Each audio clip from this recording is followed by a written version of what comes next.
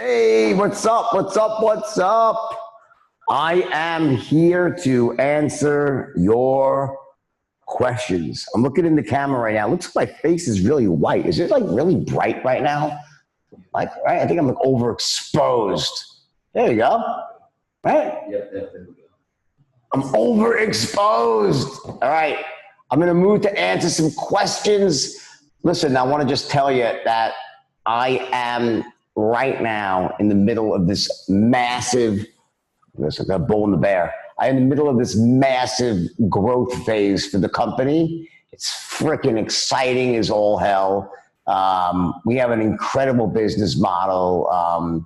What we're doing is we began actually rolling out the recruiting arm of the company where we're going back a step in the training process. So rather than just training the salespeople for companies, we're actually going out and finding world-class recruits, like people with the natural sales talent, people with desire. And then we're actually taking each one, putting them through a very, very intensive 5-week boot camp, which includes both the SLSC, the straight line certification, and additional layers of industry-specific training. And as well, we actually are hiring a whole team of actually faculty, teachers to actually guide people through role play exercise. So you're now not just going through SLSC, you actually have a teacher, instructors who are guiding you through and taking you through all the role playing exercises each week. It's really, really amazing. And we've already gotten a whole bunch of companies to sign up. You see it, it's an incredible value proposition.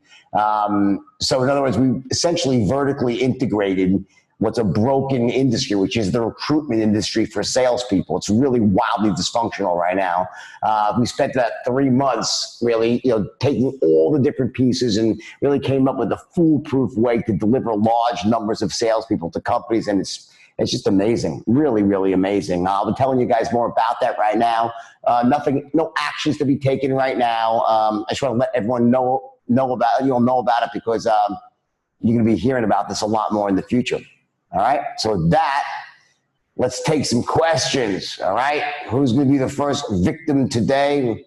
See what we got here. Get a little new blood here, maybe to start. Cassandra Snow, a woman. I'm loving this. Cassandra, how are you? I'm good. How are you? I'm awesome, Great. actually. I know. I've seen you before. How you doing, Cassandra? What's up? I'm doing good. So the last, when I talked to you 2 weeks ago, I was asking for some direction about my coaching and apparel business, and you told me to come back with a one sentence that explains my business, and then you would be able to give me some more feedback. Sure. Okay, so in one sentence, I'm an entrepreneur and mindset coach who helps people achieve self-love, self-confidence, excellent health, and financial freedom. Okay. Great. So say that one more time now. So I'm an entrepreneur and mindset coach, and I help people achieve self-love and self-confidence, help them obtain excellent health and financial freedom. So they can what? They can. I'm building a coaching program. No. To So help. they can what? Live happier, healthier, wealthier, more productive lives and live the lives of their Yes. dreams. Like, right? Yes. Got to close. Let's close the loop on that. Okay. Gotcha. So the benefit, like those are features. They're going to make this to that. Why? Well, because, and the benefit is because that's going to allow them to live a happier, healthier, more productive, empowered life, basically, right? Exactly. Right. Okay. So now, what's your question? Well, before I had asked you some pointers in how to package my package, the different options that I have with the apparel company and the health and the Let's mindset. start. Let's start with what do you consider to be your strongest? Like, what's your point of difference? You mentioned a lot of things, right? A lot of very broad types of coaching, a lot of very broad benefits, and I'm sure you're really good at all of it, right? But there's got to be something that really is like your specialty, your sweet spot. What is that? Which of those things really is where you shine? I think empowering people based on my own past experiences. So when people hear my story about my past experiences, they're empowered. So that's my sweet spot. So in other words, basically, okay, so using your past, okay, but in other words, so what, in other words, so is it like, okay, like for instance, when I go out there, right? Let me Mm-hmm. give you the analogy, right? I go out there, I'm an expert at a lot of things. I'm old.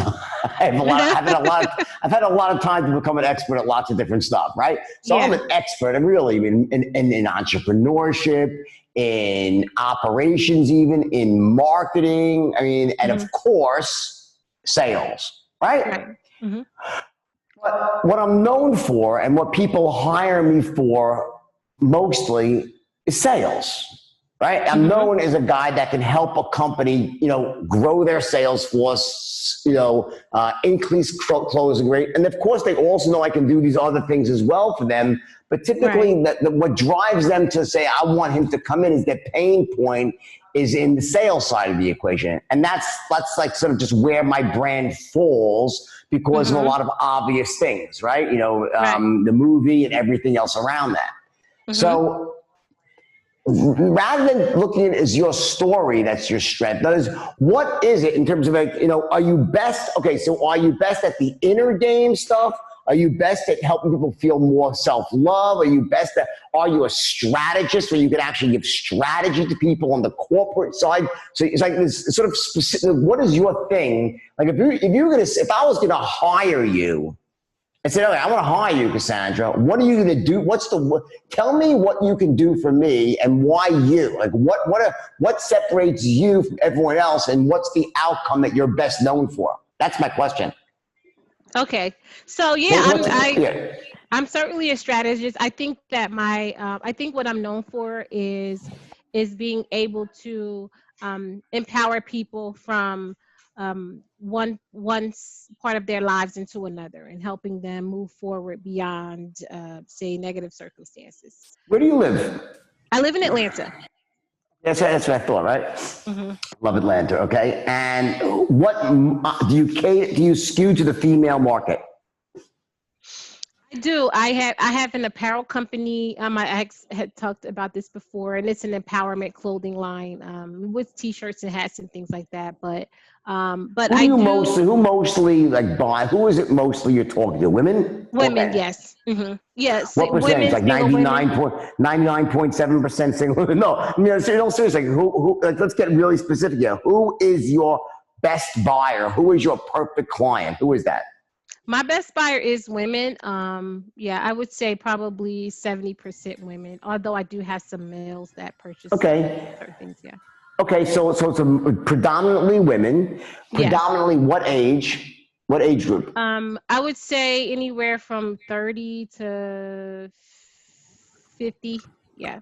Okay, and are they mostly women who have children, who are divorced and single, or are they married and happy? I want you to get much more granular. Here's the exercise for this week, Cassandra. Mm-hmm. I want you to understand who is your, like, let's call her Susan. Who is your Susan? Who is your perfect woman that represents just everybody? That's like your brand, like the perfect message to market match.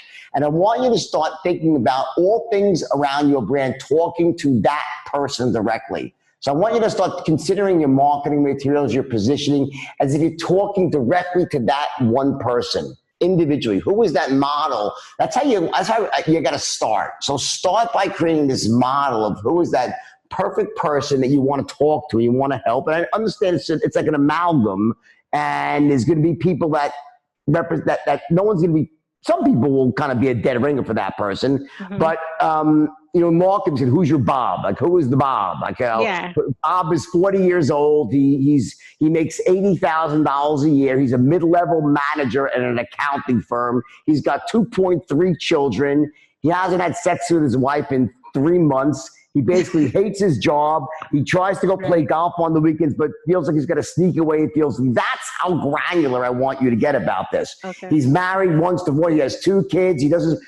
I want you to really spend some time getting that specific on who your customer is. And then we'll talk again. Okay. Awesome. All right. And obviously the next step is going to be then to start creating all your marketing and branding things, talking to that person. Okay. Right. Okay. Awesome. Thank you. All right, Cassandra. All right. Who is next? on the, I like this, like Cassandra, it's like a weekly Cassandra talk, right?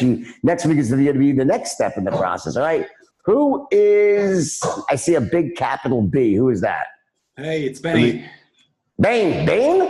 Benny, not Bane for Batman. Oh, fucking Bane. No. Oh, bro. What's up? No, wait. We have these Corona masks for Bane. I know, right? I like it. Mr. Wayne. Good to talk to you, Mr. Belfort. Well, I have a question. This is actually more a luxury problem. Our little sales team located in Germany, and our company is launching a new product on Monday. And we are speaking to like business owners, investors. They are all existing clients, so it's no cold calls. It's exclusive for the community. They're fans of the company, so they're already definitely at a 10. What kind of product do you sell right now? Yeah, that's the next. Oh, right now we're selling tax coaching. So tax coaching. Okay, so what product is this? Well, it's a complete coaching program with like an online academy, like the portal you have. It's with live events. It's with documents to like help the people, like business owners, form their restructure. So is this more about tax coaching, or is it a deeper level of tax coaching, or it's just different but complementary? Like, is it like a better form of what you're already doing, or is it a different service entirely? No, well, that's the point. The service that we're doing now, we have no information about the product yet. It's going to be something like crisis coaching, like investment through the crisis, because the guy that runs our company is very famous in Germany for real estate investment. And well, the good thing is we don't need to gather intelligence because we have everything about it. Sure. We have. So I guess it's not. What I'm saying is it more of the same, or is it more tax advice, or it's just different? It's a different thing to the same. Yeah, the new thing is it's going to be called, it's something like chance taker coaching in the crisis, like for the economic crisis. So this was called a cross sell. We are cross selling. So so there's two ways to get more, to deliver more value to an existing client. So you have these existing clients, right? So there's two things you can do to maximize the value that you can deliver to the client, and of course make money in the process. One way is through upselling. Upselling means you're going to take, and more tax services, more stuff that's basically additive to the product you're already selling. When you engage in what's called cross-selling, that means you're selling a different product with different outcomes to the same people. So that's what you're trying to do here. You're trying to cross-sell, right? It's basically a new program, right? Yeah, it's a new program, but we know everything about them. Like we know. Great. All right. So you know what? Perfect. So what's the question? Great. What's the question? Well, are we supposed to skip the intelligence gathering? And the point is, it's like these people they have such a high interest with the company. So listen, so here's what you do. It's very, very simple, okay? What you're going to do here is it's a modified intelligence gathering. And so it's the same thing. So watch what happens. When you do, one of the things you typically do with when you're cold calling with the 2-call system. So let me give a little education to everybody here about a sales cycle, right? When you do a 2-call system, the idea is that you, on the first call, this is for people that aren't clients yet, right? You're sifting through, and then when someone is potentially interested, you start asking them intelligence gathering questions, and you gather intelligence, right? And then rather than trying to close them, though, you then use that as a way to set up the next appointment. You might send them some material and so forth, right?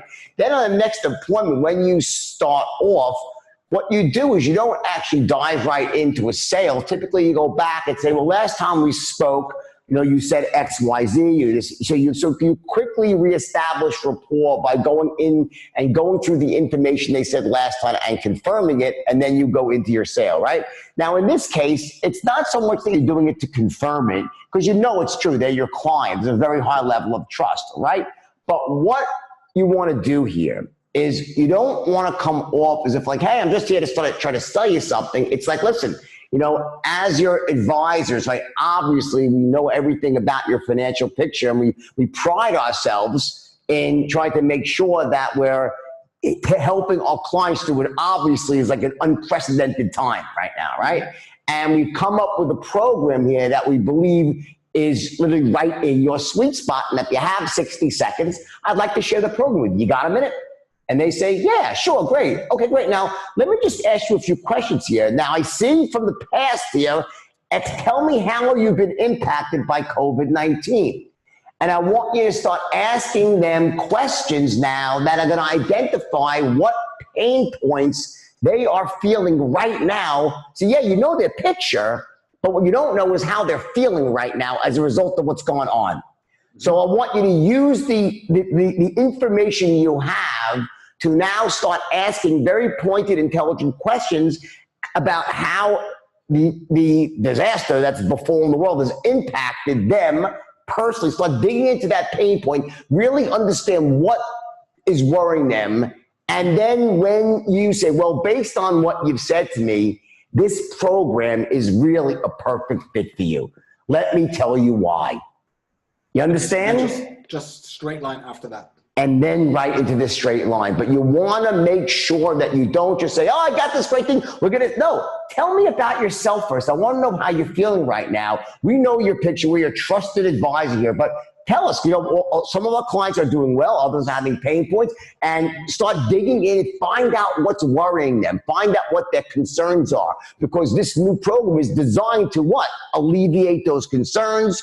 Make sure they're set up for the future, right? So you want to position it like that. And if you spend a bit of time digging out those pain points and their worries, you then can sort of laser guide your presentation to meet those pain points, and your closing rate should be close to 100% with these people. Yeah, that's what we're hoping. It's like high ticket closing. And here you go. Is that like a 2-call system? Or is that? Nope. 1 call. There's no reason to do a 2-call system here. Okay. Because the reason 2-call systems are needed is because when you're not in a relationship with someone, there is a lack of trust. And there is, things that can happen in between those calls, but there's many, many things going on. There's dynamics, just that the second time you speak to someone, they just tend to trust you more. There's information that can be said. So there's many, many reasons. But in this case, when there's that high of a trust level, the only reason that you would delay closing would be if the implementation of this program made them have to do things in their own internal operation that had other parties involved. See, if it was a complex thing that had to be implemented in the company, like for example, I do sales training, right? So I have a company, they have my sales training program. They have 200 people on the program, right? And every month they pay a license fee. Now I come back to them with another program that's like a great program. It's a new, I'm making this up now, and it's a new CRM system. And I say it's the best CRM system. It's going to do this and that and that. I can't close them on that call because they would need 3 other people in there that have to analyze the system, make sure it fits. So it's a complex product I'm selling that requires multiple decision makers. This doesn't sound like that. This sounds like it's a service you're offering. It's very straightforward. It's one-on-one, so there's no reason to delay the close. The only reason you delay the close is if it wouldn't make sense to close because there's just other decision makers, other people need to be involved in implementation to analyze if the product is right. Then you would just seem disingenuous if you closed. But if you have a really strong relationship with someone, there's absolutely positively no reason not to close right there. And if you get any resistance from that, obviously then you can quickly convert into, a 2-second call. We send you the information and then I'll get back to you in the next and discuss it in more detail. But my guess is with a couple of loops here, you can literally be really, no, you're never going to close 100%, right? When I say, you should be able to close a really, really high percentage of them. Yeah, that's what we're hoping, like working. But make sure, but remember, without the pain points, you'll be lower. You need to stop and find out how they're feeling. Remember that people are worried, people have fears right now, and don't pretend to know what someone else is thinking right now. Simply ask them, and they'll tell you, they'll gladly tell you what their concerns are. And then you're like, yep. Well, Jim, based on what you just said, this really is a perfect fit for you. Let me tell you why. Then you're the trusted advisor. You're in the role that you actually have earned, or you've already earned the right to be this person. So it's very congruent. That's the positioning that you're taking. Mm-hmm. All right. Perfect. Thank you so much. You got a Hope pal. to see you in Germany soon. Bye-bye. I know. Me too. Take care. All right. Drum roll. Who is next on the hit parade? Let's see who we got. Who's next? Enrique Bras. Enrique, what's up? Hey, what's up, Jordan? Let me just start my video. I don't know why I can't start the video. Hey, how are you? Hi from Portugal. I don't know if you ever been here. Okay, so I just wanted to ask you real quick, what was the way you filtered candidates when you were in Stratton Oakmont? So I'm a sales manager at a real estate company, and what I sometimes find myself is spending too much time trying to train people that it will never go anywhere. So did you have any Where do you live? characteristic? Where do you live? What's country? Portugal. So you're there right now in Portugal? Yeah, Lisbon. How is Portugal doing right now with this whole COVID-19 things? Did you guys close down and the whole thing, or well, how was it? Yeah, we did shut down, but we are very, very well. Like, there's not a big number of cases. We have 25,000, which is not that much. All right, so you've just asked the question that basically cuts to the exact reason why I started this new division of my company, Straight Line Hiring Solutions. So that name of the company is Straight Line Hiring Solution. And what it basically does is it goes beyond solving the problem that you're talking about. Unfortunately, we don't have it in Portugal yet. Who knows? Maybe you can buy the rights and do a joint venture with me in Portugal when we're ready. We're not ready yet for that. We're still rolling it out in the United States right now, getting the bugs out. But it's really interesting now what you're saying, because it's a great question. Let me go back a step for everybody's benefit here. Okay, no matter what industry you're in, I'm going to answer your question by answering it from many, many people. So let me go back in the process. What typically happens in recruiting for salespeople, and salespeople is different than anything else, because you can recruit for an IT position, you can recruit for a finance person, you can look at their resume, see what work they did in college, what GPA they had, if in the US, what they scored on their SATs, what college they went to, did they go to Harvard or Mickey Mouse U? And you can really see by if they really went to a really top level university and got perfect scores and great, you got a really intelligent person on your hands who's applied themselves and who most likely is going to be very diligent, because they've always been diligent. They've done their work through their whole life. So they sort of have the habit of being diligent. And they also possess at least the basic training skill sets they've gotten in school to go into a job. They don't teach fucking sales in college. There is no course.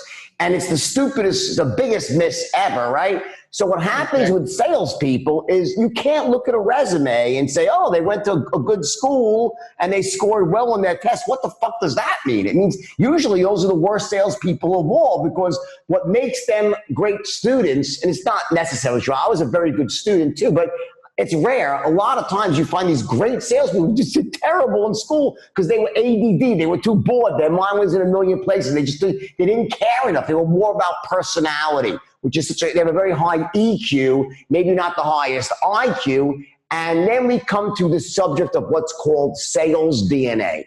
So if you actually were to test people in a specific way, you would find that they possess certain natural competencies and certain natural personality traits that together make what's called this sort of natural born closer type. They exist, right? Many years ago, I worked with a company. They spent millions of dollars testing me and developing this incredible predictive test called the JBSCI, the Jordan Belfort Sales Competency Index, which actually measures someone's scientifically their sales DNA, right? So that's a tool, one of the tools that we use. is we have a JBSCI that measures competency of a salesperson. So for example, let's say a company with 1,000 salespeople wants me to say, you know what, we have huge attrition. I'm sure you have a high attrition rate, poor first year performance. It's a huge problem on all sales forces. I understand it, right? So I feel your pain, right? So what we would do in that case is test. You have 1,000, give me your top 50 producers. Who are the best producers of all? And I have them take the JBS side. From that, we get a behavioral profile of what a top producer looks at that specific company. Then as we recruit, first step is, okay, number one, we do a very elaborate phone screening. So there are certain types of questions that you can ask people on calls that will quickly elicit out people that are just not right for the job. I'm gonna actually do by the way, my next training is gonna be about that. So I'm gonna save the particulars on that, because that's like a 45-minute process. So I want you to get it. So the next training this month will be on that. I'll cover that subject, okay? But just so you understand, there are certain questions, and there's something called behavioral interviewing, where you ask them situational questions, role-playing questions, right? And through this kind of 1-2 punch, we get to the truth of who is most likely to succeed at a job. For you right now, and then by the way, then what we do, the big thing is that before we deliver a salesperson to a company, we actually train them. We don't have a person show up. So what I want you to do, the solution for you right now, okay, is number one, is to make sure that you don't take a person who might be qualified, who might actually have, okay, at least passable sales DNA, and then you put them in to do a job that they're not trained to do yet. You have to get these people skilled up before you have them. If it's sink or swim, you're gonna find only the strongest people swim and most people sink. The reason at Stratton we had such a low attrition rate, I am telling you, you could ask if you could find, I'll get some people on that were there. It was like 0, like no one left. Why was that? Because the training was so intensive. In other words, the straight line in its rawest, it was in a rawer form back then, but it was me teaching it, and it was every day, and they had to wait 3 months. So if a person came in, they would sit in the room watching everyone else, thousands of people getting rich, and they're just dialing and they're not saying much, but there's training every single day, and then we slowly would shepherd them. So you became someone that's dialing the phone, just connecting calls, and you're listening around you, and you're going through training every single day. Then a week later, you start dialing and giving an opening presentation just to try to get someone interested, not to try to close them, and then writing up leads, and you do that for 4 or 5 weeks. Then we start transitioning. So, and it was a sort of spoon-fed, step-by-step process of just intensive training. So if you do it like that with the straight line, almost what we did is we offset the other side of the equation, that even if they really weren't that talented, the training was so supreme that we could get everyone to stick. Now, that was in the very beginning. Then as we started getting more technical, we started obviously seeing there was certain personality types, certain skill sets that led people to success. So when we started developing these interview questions, and we had this sort of personality matrix we developed, and that was just very, very predictive. That worked as well. But nothing will work better for you, my friend, than intensive training. In other words, that the biggest problem with recruits is that they come in to do a job that just don't know how to do it. They just don't know how to do the job. And they get this bad taste in their mouth in the first couple of weeks. They form limiting beliefs about selling, about their ability to close. And next thing you know, it's a self-reinforcing cycle, and they're done. So I would say, I'm thinking about licensing out the JBS on some level, which would help you. But most importantly, there's questions. There's questions you can start asking them. And I'm going to go through that in the next training. For right now, just make sure, here's the trick. I'm telling you flat out. Make sure that you have a very strong mentorship program that takes them from when they get hired to before you actually put them out into the field or on the phone selling. You have to get people competent at what they do before you ask them to do it, or else you're going to lose a lot of people. You get it? Yeah, makes sense. Other side of the equation, before we stop, just the other side of the equation is that, you know, in the early days, our hit ratio was so high that we used to give what was called the mirror test. Put a mirror under their nose and fogged up, we hired them, right? That was in the beginning because we could train anybody. The straight line was that powerful. But obviously, as we became more sophisticated, we do all these things to weed out people. Now, when I hire for companies, our success rate is incredibly high. And also, you know, one other thing is, you know, finding out which of the people have invested in themselves. Do they buy training programs? I make the people who I recruit for companies invest in the straight. I say, if you don't want to do that, I don't make them pay. You don't have to pay anything now, but I make them sign. They'll pay back after they're making a lot of money because I want to make sure they're committed. You want people who are committed as well. All right, buddy? Yeah. Thank you very much. Mate, don't miss the next training because I'll be going through recruiting, all right? For sure. You got it, buddy. All right. Take care. 1 second, let me change the batteries on the mic. We got to pause here because the microphone is about to die. So this mic right here.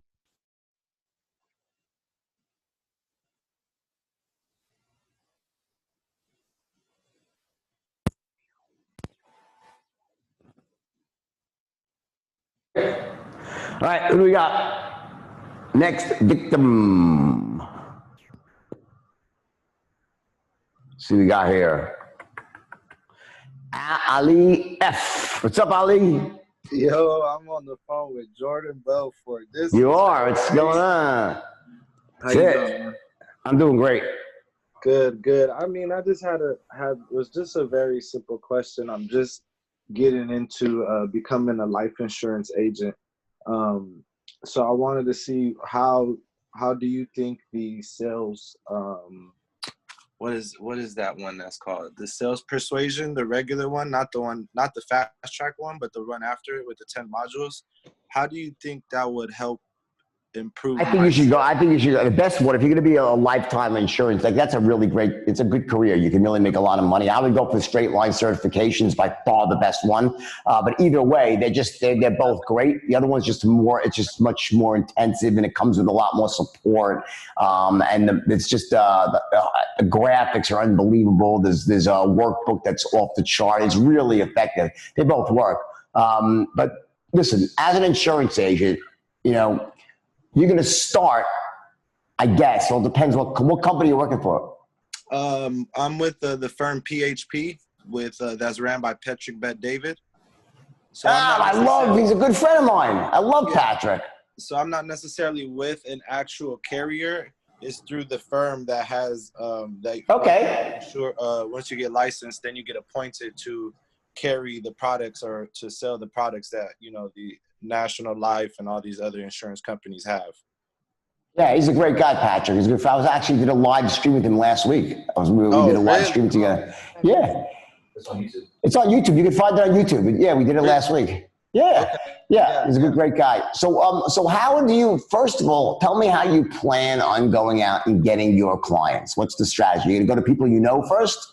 Well, yeah, so that's how it's going to start is you create the top 25 list of people you know, friends, family, et cetera, and then my upline, which would be the marketing director for the brokerage in my area, he's going to do the field training. So I would get someone on the call, like, you know, get my aunt, let's say my aunt, get her on the call with my marketing director and kind of let him introduce, you know, the industry that I'm in. What do I do? How do I help people? And then from there, I can just watch and learn how and pick up tools from him on how he markets. But I want to take this thing to the next level. You know, I don't want to necessarily, they have a good system, but I want to learn skills because I also want to teach sales myself. So I would definitely go for the certification program. It's just so awesome, by the way. It's so awesome. All right. I'm just telling you, that's the one you want to go for. Is I legitimately, because I was locked in Sudan, I was out of the country, so I had no income. All I can afford is the sales persuasion. So I wanted to see, how do you think when I get that one, which I'm going to actually do right when I get off this call with you, how do you think I would be able to implement that given the environment of us being on a virtual stage? You know, people are in lockdown right now, people are staying home. So how do you think I can implement that virtually? Those sales tactics virtually. Do you see any big roadblocks with let me tell you the good news here, right? I'm laughing because the good news is that the straight line was designed for doing things at a distance over the phone. You call it now virtually, but back in the day, we just called that phone sales, okay? You know, and now we have Zoom. The straight line is specifically designed to allow you to sell to someone that is not directly in front of you. It's not, just understand, it's not any one thing. And anyone who really knows the straight line will explain. You'll see this very quickly when you buy it and you start going through it. And I want you to call Oscar. I want to try to get you for the same price or at least something. I want you to get the benefit of the better course too. So call Oscar. Go buy this one you want to buy. And then after you buy it, call Oscar. Let me see if I can upgrade you without costing anything extra. I want to work something out for you, okay? I literally did. Now I try to. I'm an honest guy. I try to be transparent. So I was doing my account balance from exactly where I'm at, and yeah. But I want to make this work for you. So I want to make sure. Yeah. I have to my name only $2,000 left, and that's you don't need. I don't need to. Yeah, I don't want to take your last dollar. I'm going to give you a special scholarship. No, listen, I'm going to give you a special scholarship on this because because of your circumstances. All right, just call Oscar at my company, okay? And I'll make sure that you get hooked up. All right. Do you have any contact information right now? Because I literally. Yeah. What's Oscar's phone number? Give me Oscar's phone number. All right, I'll give it to you. Hold on one second. Let me tell you Oscar's phone number. Yeah, I'm gonna hook you up, buddy. I'm gonna hook you up. I went to Africa and. Hold on. Oscar's phone number is call him at 2. Is that 2? I can't fucking read this shit. What the fuck is that? 214. 214. I can't. What is it? 214 861 0327. 0327. All right. Okay. Give him a call. He'll look you up. Tell him I sent you. All right. All right. Thank you. But let me finish my thought here before you go. Sure, the thing with the straight line is not any one thing. It's the whole entire system end to end. It's going to give you a solution for this. In other words, it's just everything from the first word out of your mouth till someone buys or doesn't buy. It gives you the entire roadmap for the sale, how to prospect. That's why I want you to have the bigger system, and don't worry about the money. It gives you everything that you would need to be able to do this. Now, just remember 2 points here. Number one, yes. I don't want you to make a list of 25. Make a list of 500 people. Don't prejudge. The biggest mistake that you make with this stuff is you prejudge. And you don't say, oh, they're good there, but you don't know who's going to be good. You don't know who's going to be bad. Make the biggest list possible. Yes, of course, you have your 25 A names, but I want you to have 100 Bs and 200 Cs as well. That's number one. I want you to make an exhaustive fucking list of everyone you know, including the freaking dog catcher, okay? Everyone. That's number one. Number two, remember this saying, from duds, you find studs.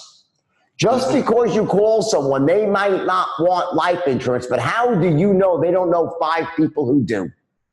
So don't prejudge anybody in this. This is the mistake that you make. You have to prejudge no one, ask everyone, ask for referrals. Don't be fucking shy. Learn the straight line system so you can do that without pissing people off, without seeming pushy, by making them, the straight line gives you the skills to be able to communicate that to people so they're going to want to help you. All right, brother? Man, yes. I got you. Thank you. As soon I'll as hook you I up. Call Oscar, all right? Call Oscar. Thank you so much, You bro. got it. It was a All right. pleasure, buddy. Great. Next case. Next person. Who we got? Aaron Hirsch. What's up, buddy? Hey, how you doing? Doing wonderful. How's it going, buddy? Good. I have a question. First one is, do you give 2 scholarships a year? I've been a scholarship giving. You know, Aaron, I gotta tell you, I'm very fortunate. I'm having a wonderful, wonderful time here with my new business. So tell me what's going on. Where are you from? What's your circumstance? What are you trying to accomplish? Well, I've called in a couple of times, but I really want to know how transferable the level of enthusiasm you have. And I know that probably I work on my own.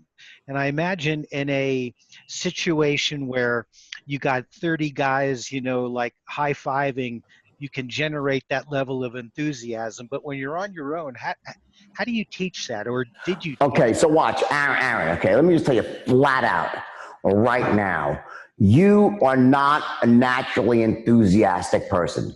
The second you open up your mouth, the second I can tell that on the level of natural ability, just for enthusiasm, not for anything else. So don't worry about it. No problems. Don't worry. Don't start to panic. Okay. Your natural way is anti-enthusiasm. It just is. That's your tone of voice. Okay. And the reason that's important is because once you know that, it's really fucking easy to fix. Okay. So it just is. But the first thing is to recognize that we all have certain strengths, we all have certain weaknesses. It's the natural way of things. We need to know what our strengths are, what our weaknesses are. We're going to shore up our weaknesses, we play into our strengths, and we succeed massively. The straight line covers everything. One of the things it covers is the tonality of enthusiasm, what we call bottled enthusiasm, right?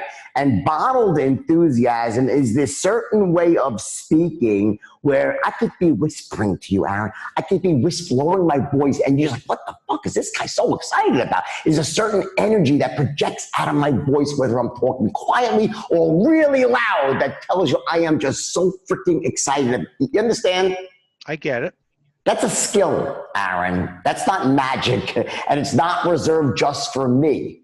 Anyone can learn to harness that skill set. The first step is to A, realize it exists, B, to know, well, where and when should I harness it? Because if you sound enthusiastic all the time, you sound like an idiot. In other words, it's not about me being, oh my God, that's not what I do. If you really to analyze my language patterns, you'll notice that I go from total enthusiasm to sincerity, and calmness, to the reasonable man. I'm constantly going through these different tonalities, and together, what they all amount to is like, you're like, fuck, damn, he sounds good. Like, holy fuck, the guy just sounds like shit. I want to buy what he's selling, or just at least listen to what he has to say next, because it sounds interesting, exciting, and he seems to really mean it, and he cares about me. That's all a strategy, Aaron. That's not like magic. It's like what I do. The reason the straight line works so well is I took that, what would seem like this just like, how do you do that? It's actually really easy. It starts with first, knowing what you're going to say before you say it. So you have what's called these core language patterns we develop, right? And then once you know, not every single word, but you have these sort of, go-to language patterns and phrases that you use, then you actually start saying, okay, well, where am I supposed to sound enthusiastic? Where am I supposed to be pausing? Where am I lowering my voice? When am I just above a whisper? When am I in staccato like? So you actually start breaking it down that granularly. And let me tell you, the odd thing is that once you do it for just like a little bit of a portion of the way of a presentation, your brain naturally gets rewired. I've seen it a million times, and all of a sudden you start speaking like that always when you're selling.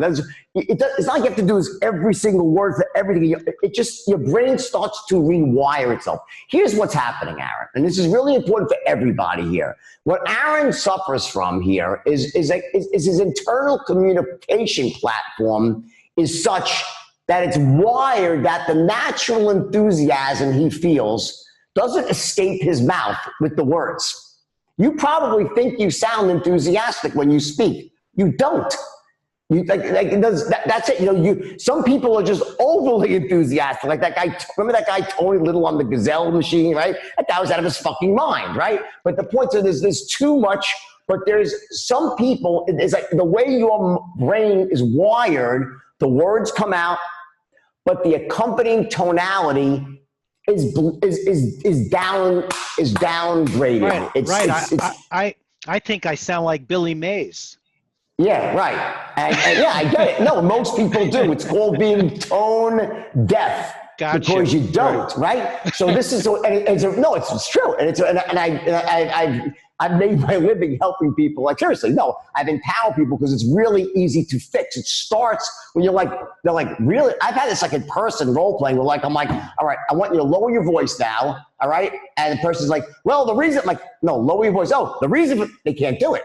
Like they don't realize they don't sound right? So there are these shortcuts, these hacks that we use to help someone who struggles with certain tonalities. And one of the best ones of all is using your physiology, the expressions that you make to help you trigger certain tonalities. Like for example, you'll see that when if I want to really sound like I'm certain, like my tonality of I try to stop myself.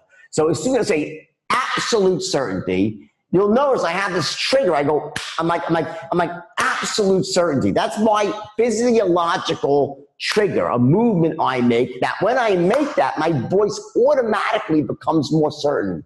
If I want to trigger a tone of sincerity, I go, the reason, I put my hands together, reason for the call, and automatically I'll drop my voice. If I want to sound like a reasonable man, you know what I do? I say, sound fair, and my hands come up. Sound fair enough? If I want to lower my voice, guess what I do? I narrow my eyes to a squint and say, now, Jim, the reason for the call. I bet you can't talk loud with your eyes squinted like that. And naturally, what happens is that you understand? The expressions that you make control your tonality. Right. So it can be, so there's sort of, and there's all these exercises that we do. All right. So did you bring in introverts and make them of course do what they needed? Did you? Okay. Of course. Right. Introverts, some of the greatest salespeople are introverts, by the way. I'm dead. Seriously. Would you believe that I'm an introvert? No. Good. Do you believe you're an introvert? On some level, I love to be alone. I love to be not surrounded by people. I can cut both ways, just so you know. I love being around people. I also love being alone, and I love my downtime as well. I can turn it on and off, okay? But let me just tell you something. What you need to do is you just need to realize that like you're almost like an actor on a stage, buddy. So many of these actors that I know, because I'm in Hollywood and I'm friends with many of them, when you see them on stage and you meet them in real life, it's like a huge disappointment. They're playing a role. You can sound, it starts with you having this, right now, I don't think it's not so much that you have a limiting belief. You might have one, like, can a person who's an introvert really not sound? The answer is fucking yeah, you can. Yeah, of course you can. With training, with dedication, okay, it starts with intention. If your intention is, I want to sound like an expert, in what I do, and enthusiastic and a closer, yeah, of course you can. It requires some work, it requires stick-to-itiveness, and it requires direction, but it doesn't take very long at all. If you're willing to really commit to it, in 30 days or less even, you won't even recognize the way you sound. You'll sound completely different if you commit to it. Now, here's what I'm not saying. I want to be clear. I'm not saying I'm going to take Aaron and turn him into Jordan Belfort. You don't want that anyway. What I want you to become is the best version of yourself that's congruent with who you are. In other words, what we do with the straight line is we make you into the best version of who you are, and we take it, you get to this point where it's not your inability to sound enthusiastic that's going to stop you from succeeding. I can remove that from the equation. You'll get good enough. Sometimes good enough is more than good enough. And you can always get there with the straight line. Can you get to perfection? It depends how much you want it. Depends how important it is to you. Because yeah, anyone can get there with practice. But what you can do quickly here is you can quickly get good enough with it. That much I promise you. All awesome. right? Last quick question. Are any of the women left over from Wolf of Wall Street that might be still available? Well, Margot's married. I mean, you know, she's amazing, you know? Don't know about Oh, bummer. Good luck, buddy. Thank All right? you. All right, take care. Next question. Who do we got? Let's see what time it is here. You got time for a couple more. Josh Strome, what's up? Hey, Jordan, can you hear me? What's that? Yeah, I can. Okay. So my question to you is, I'm a digital marketer, and I'm currently going through your straight line sales certification. And my biggest problem was before I did your training, and I don't know if you're going to answer this a little bit later on in the course, is my problem is whenever I'm talking to people, they always kind of say no to me just due to a lack of credibility that I have, because I'm new in it, I'm young, and they're like, this guy looks like he just graduated high school, and then they were just like, no, like I want somebody who can actually has like more experience, if you know what I mean. Where are you? How far into the course are you? So I'm right in the middle of the prospecting module 6. Okay. So let's talk about a few things, right? Yeah. So number one, the answer is yes, it does talk about that, because what you have right now is a limiting belief. And one of the last two modules is exactly about that. It focuses on limiting beliefs, right? But there's something else here also, right? I'm gonna give you a little advanced training here in terms of before you even get to it in the actual straight line training, right? In the space that you're in, digital marketer, right? Yeah.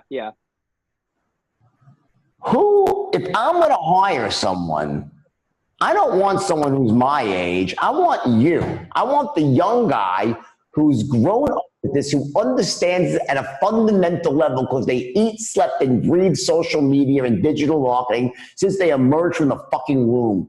You need to harness this positioning for yourself that you're an expert. It doesn't matter how old you are. I hire people, just so you know, I have kids that they're like 20. I have a 23-year-old, a 24-year-old is the president of one of my companies. He's an animal, this kid. You know why? You know why I hire him? He fucking sounds great. He knows his shit. And it's obvious from the moment that you speak to him. No one cares how old you are, and no one cares how you look. This kid sent me a picture, by the way, in an investment deck I created. I'm like, dude, you look fucking 12 in the picture. Could you at least give me something you look 15, right? The guy's brilliant. He's a huge asset to me. I don't care about his age. No one cares except for you. Now, that being said, if you were trying to sell me on performing brain surgery on me, I'd probably say, I'd like the guy who's been doing it a bit longer than you.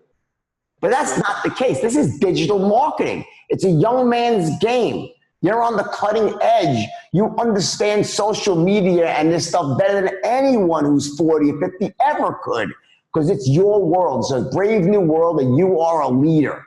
You got to change this whole thing in your mind, man. It's simply a mindset issue, because the straight line, and I can see, I'm looking at you right now, and I can sense that the way you carry yourself is that you have a bit of a novice in the way you're carrying yourself. Okay, seriously. I want you to change that shit up. Because let me ask you a question. Are you a novice? Do you know your shit, or are you a fraud? Well, like I know how to run Facebook, Instagram ads, and a little bit of Google and whatnot. And I know how to make landing pages, and I know how to literally capture the information and literally send it to the person's phone. So I know how to do all that. It's just, I've never actually like set it all up and like push the button and created it to go live, if that makes sense. Here's the thing, buddy. You have to act as if. Act as if you're a wealthy man, rich already, and you'll become rich. Act as if you have confidence, and people will have confidence in you. Act as if you have the answers, and the answers will come to you. Act as if. The only way for you to launch this business and succeed is to act as if. Everybody out there who is an expert started off by acting as if. All right? You need to just put your best self out there. Make yourself an expert in one part of that you do better than anybody else in this world, and talk yourself up. But then make sure you're also working your ass off and keep getting better and better at your craft. Close that skills gap. So if you want to position yourself as being the best thing since sliced bread, then you better be the best thing since sliced bread. But you can't get there without actually doing it. You got to get yourself fucking hired. So put your best self out there, be ultra confident, act as if, and you already possess the skills, so you're not lying, but just give your best spin on that with absolute confidence, act as if, and then close that skills gap. Get better and better at what you do every single day, and I promise you that once you go out there and start doing it, you will naturally become this unbelievable expert, and it'll be congruent. Take a deep breath and fucking act as if, pal, and keep mastering the straight line, because the straight line shows you how to act. So the solution, well, how do I act as if? Wait, master the straight line. That will help you act as if through tonality, body language, all right? Next time I see you, I want you wearing a fucking different shirt. I want you wearing a really cool fucking shirt that says, I am an expert. Either it says the words or something about that shirt that you're like, that fucking guy. Anyone that wears a shirt like that must be really fucking confident in themselves. It's like some sort of reverse peacocking thing sort of way. I want you got to dress the fucking part, act the part, have confidence, and do the work. Educate yourself, okay? Okay, thank you. You got it, brother. Keep going, all right? Thank you. Next, we have time for one more.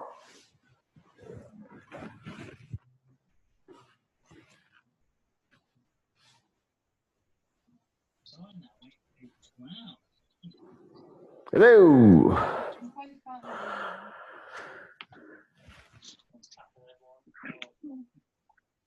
Hello. Hello. Hey, what's up? Hello, Jordan. Can you hear me? I can hear you. My name's Noah. I'm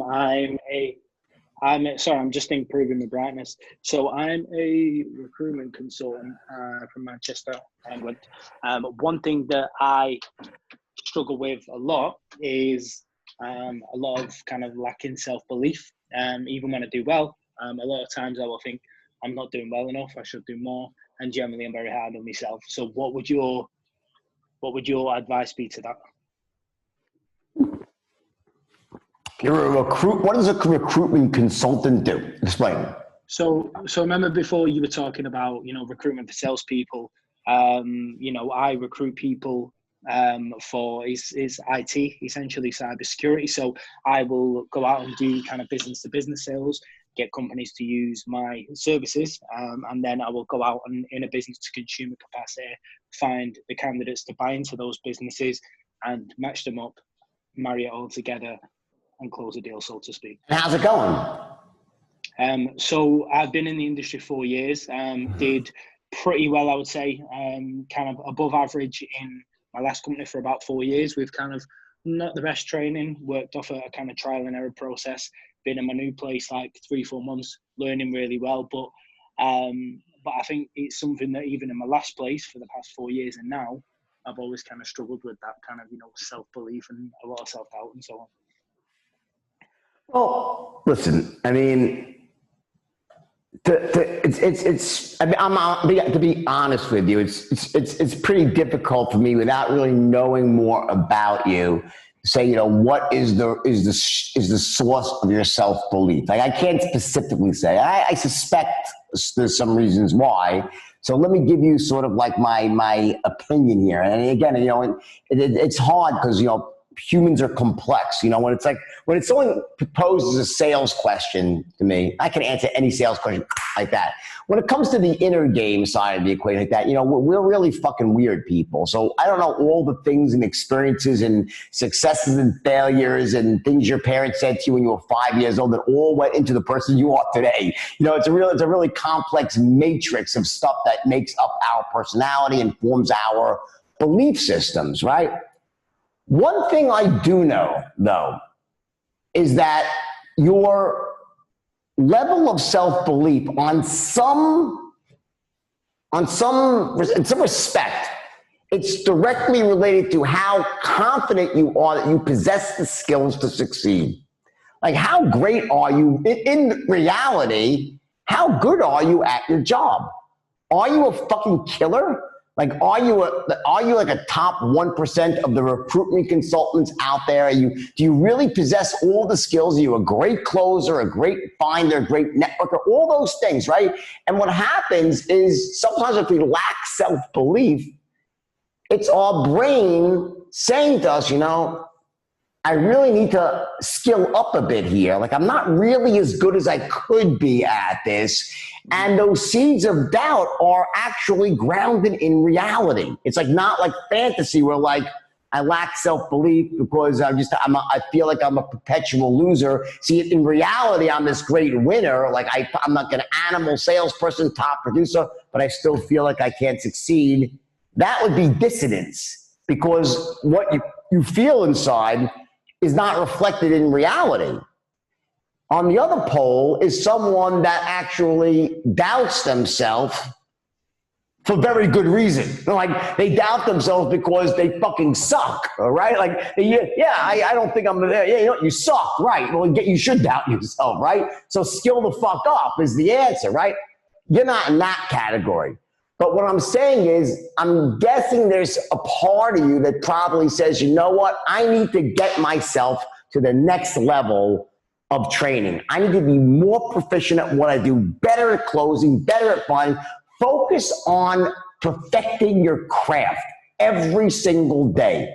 Focus on really becoming truly the best at what you do. And at the same time, go through the inner game modules. Which training did you do that you're on this?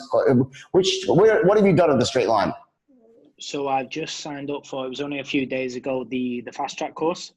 Great. Okay. Yeah. Okay. Good. That's a great starter course, right? It doesn't really go so much into the inner game. It has some stuff in there, right? It's the more advanced courses that really go into really digging into the belief systems. But the straight line fast track is a wonderful course that everyone loves. It's like a starter course, and typically they buy that, then they go through it, and they'll go on to a more advanced course. But either way, the point is what you're smartly doing right now is you're skilling up, right? You're improving your skills, your delivery skills. What I promise you will happen if you do these two things, and I'll tell you what they are in a second, is you will succeed wildly. Here are the two things. Number one, keep getting better at what your job is. Like, skill up. If you need to be a better closer, keep studying the straight line. If there's certain marketing things that you need, learn those skills. If there's certain technical information, become an expert at that.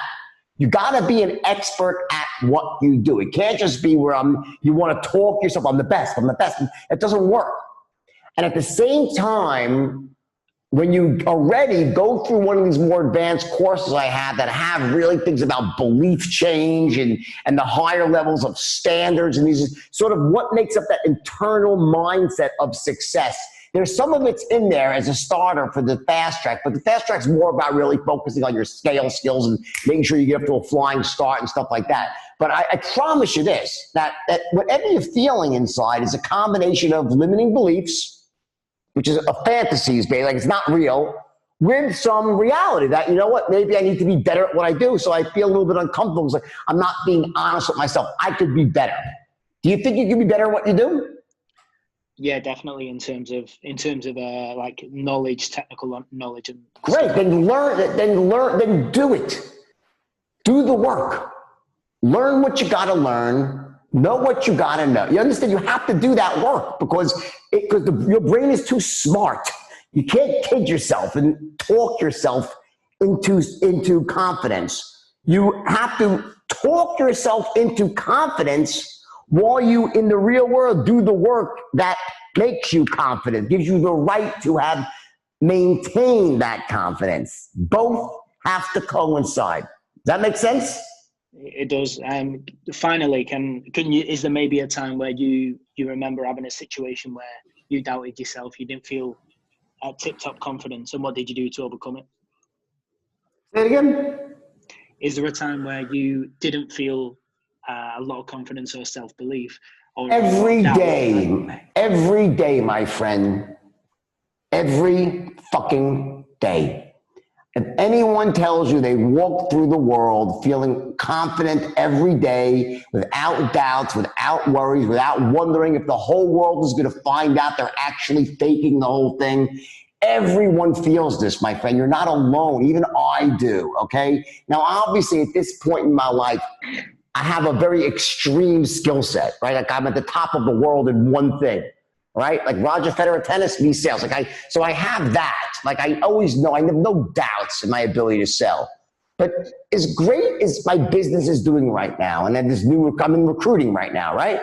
As great as it's going, every single day, I have doubts. I worry. But I never let it stop me. Never. I don't let it impede my performance. I don't let it make me move backwards when I should be moving forwards. Courage is not about being fearless. Courage means you have fear, but you act in the face of it. This is what you need to train yourself to do. We all feel fear. It's natural. Sometimes it's justified, sometimes not so much. And occasionally not at all. But most of the time, there's some justifications. All fear really is, it's excitement reframed. You need to maintain a heightened state of awareness because the stakes are very high. You move into fear. You use courage to overcome those fears. That's a matter of just training yourself over time and becoming a person whose very identity is that. Like my identity, like my self-image of who I am, is someone that does not let fear hold me back. I will not let my fears hold me back. I will not let my insecurities hold me back. I have not mastered the art of not feeling those things. I feel them, but I never let them stop me. That's what I want you to do. And it starts with skilling up, taking action, and getting yourself into the habit of moving into these uncomfortable situations. I promise you, you'll be so much better off it. And also, it starts to build that like muscle, so to speak, where you get used to, like, I've trained myself. I'm an expert at moving into uncomfortable situations. I'm like a fucking world-class bodybuilder for that. For moving, you know what I'm saying? I can win the Olympics of moving into fearful situations in business because that's what I've done my whole life. Start now. You're young. You're investing in yourself, which is very smart. Go through that course, go through more advanced courses, make sure you know all the technical skills that are necessary. You're going to be great, promise you. All right, buddy? Yeah, thank you. All right, one more question and I got to roll. Get back to my own business. You know what we should do, Marcus? Is this taped, by the way? Great. I want to start putting these as a podcast. I got to start releasing this as like an independent podcast each week, right? Like we have, like we'll release, like we do one Tuesday, one Friday, the Friday weekly sales quick Q&A podcast. All right. I think it's a good idea. All right. Next. I just had a brainstorm. That's called repurposing content, by the way. Who's that handsome devil with the glasses on?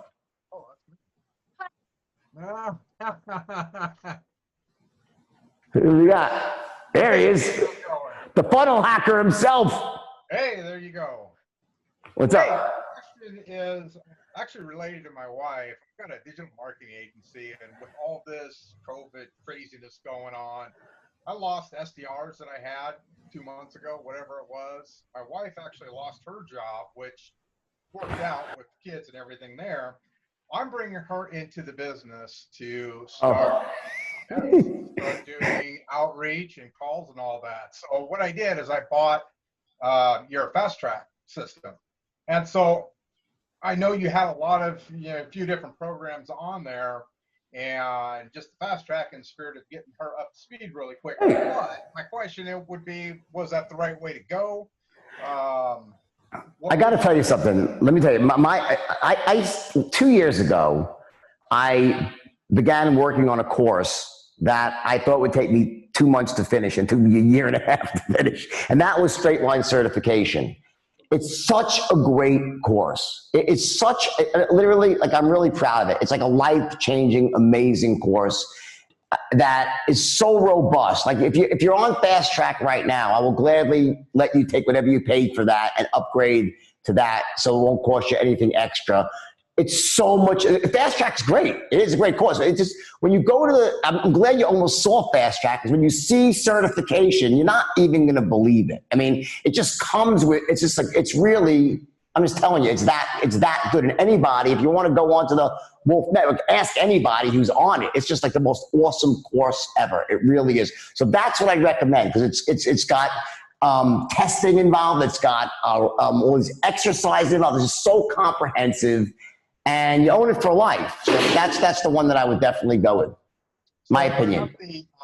The next, well, I guess next step down for her, which would be the persuasion. So I'll tell you the story. So I would love to do the certification, but.